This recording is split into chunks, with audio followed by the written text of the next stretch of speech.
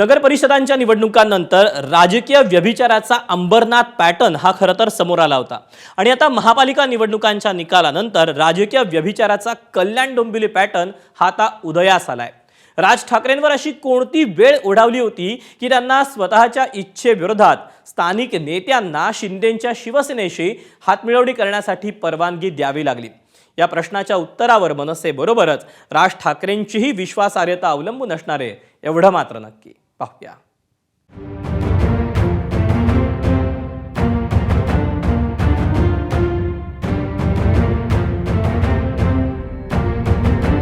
माझ्या दृष्टीने विचार केला तर माझ्या मनाला ते स्वतःला पटत नाही, पटणार नाही, पटवून घेऊ शकत नाही। कधी कधी पक्षामध्ये काही निर्णय घ्यावे लागतात, ते समजा आपण मनापासून घेतो, काही गोष्टी नाईलाजाने घेतो, या सगळ्या घटना घडत असतात।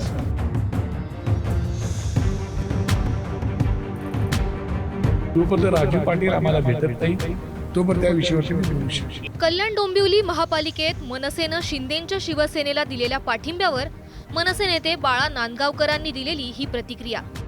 जे बाळा नांदगावकरांना पटलेलं नाही ते राज ठाकरेंना पटलं का? जी गोष्ट पटत नाही ती सरळ धुडकावून लावण्याचा राज ठाकरेंचा स्वभाव। मग राज ठाकरेंना अशी कोणती अपरिहार्यता होती की त्यांना कल्याण डोंबिवलीच्या मनसे नेत्यांना शिंदेंच्या शिवसेनेला चिकटायला परवानगी द्यावी लागली? या प्रश्नांची उत्तरं कल्याण डोंबिवलीत मनसेला मतदान करणाऱ्यांप्रमाणेच ठाकरेंची शिवसेनाही शोधतेय। कल्याण डोंबिवलीत जे घडलं ती महाराष्ट्र नवनिर्माण सेनेच्या संदर्भातली त्यांची पक्षाची भूमिका नाही असं त्यांच्याकडून सांगण्यात आले। स्वतः महाराष्ट्र नवनिर्माण सेनेचे प्रमुख राज ठाकरे ह्यांनासुद्धा ती भूमिका मान्य नाही, ती पक्षाची भूमिका नाही, हे त्यांच्याशी चर्चा झाल्यावरती आमच्या लक्षात आलेलं आहे। राज ठाकरेंना अमान्य असतानाही राजू पाटलांनी निर्णय घेतला असेल तर काही महत्त्वाचे प्रश्न उपस्थित होतात। त्यातला पहिला प्रश्न म्हणजे कल्याण डोंबिवलीतल्या मनसे नेत्यांनी राज ठाकरेंना पॉलिटिकल ब्लॅकमेलिंग करायला सुरुवात केली होती का? आणि या प्रश्नाचं उत्तर शोधताना सूत्रांकडून काही धक्कादायक गोष्टी हाती लागल्यात। कल्याण डोंबिवलीतल्या मनसेच्या 5ही नगरसेवकांना गळाला लावण्याचे शिंदेंची शिवसेना आणि भाजपकडून प्रयत्न सुरू होते।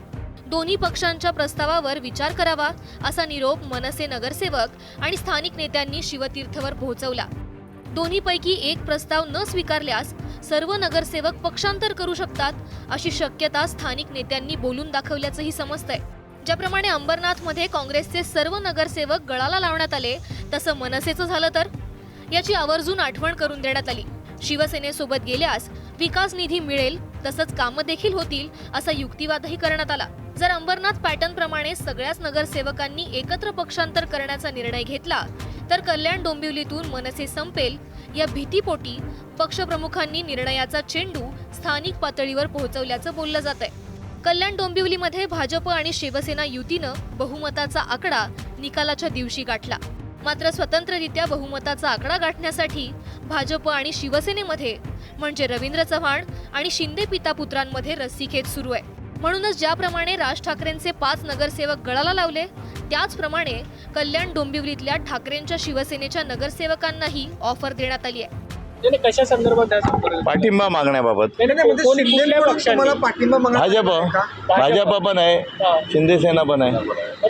तुम्ही काय भूमिका घेतली यावर? सन्मानपूर्वक जर त्यांनी मागितला, पाठिंबा मागितलेला आहे आणि तो जर आमचा सन्मान त्याच्यात होत असेल तर त्याचा नक्की त्या प्रस्तावाचा विचार करू।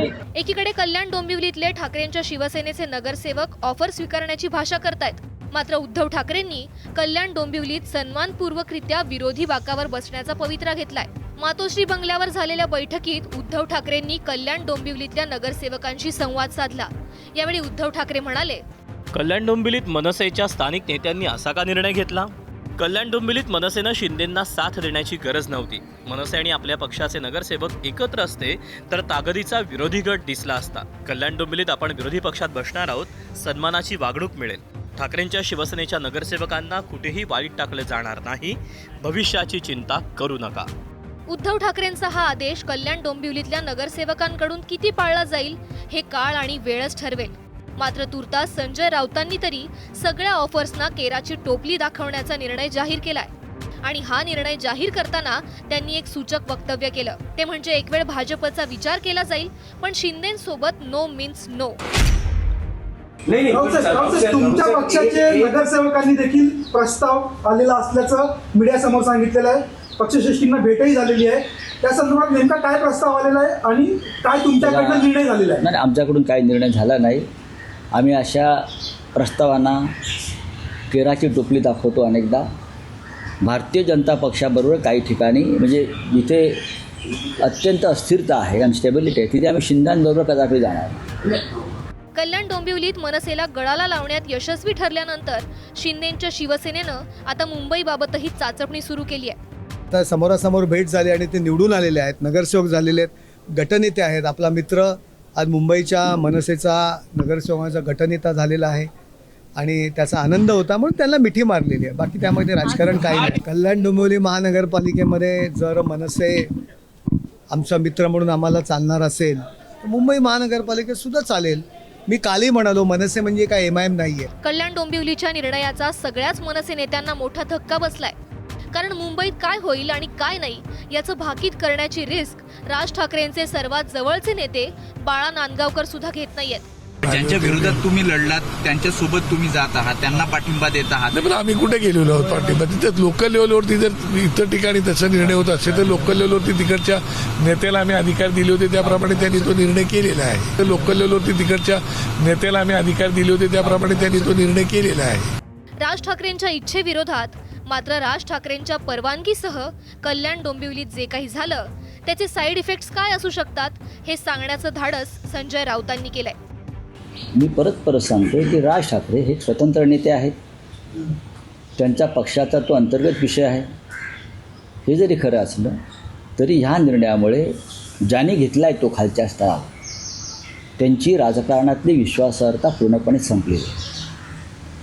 ज्या कोणी घेतला असेल कुठल्याही पातळीवर त्यांची राजकारणातली विश्वासार्हता मराठी माणसाच्या मनात जो विश्वास निर्माण झाला होता तो पूर्णपणे संपला. आधी अंबरनाथ पॅटर्न आणि आता कल्याण डोंबिवली पॅटर्न या दोन्ही पॅटर्नमुळे मतदारांचा राजकीय पक्षाला म्हणून मतदान करण्याच्या पॅटर्नवरचा विश्वास उडत चाललाय. थोडक्यात काय, महाराष्ट्रातल्या घोडे बाजारानं राजकीय संस्कृतीच्या पॅटर्नचाच बोऱ्या वाजवलाय. वेदांत नेप, ABP माझा, मुंबई. ABP माझा, उघडा डोळे बघा नीट.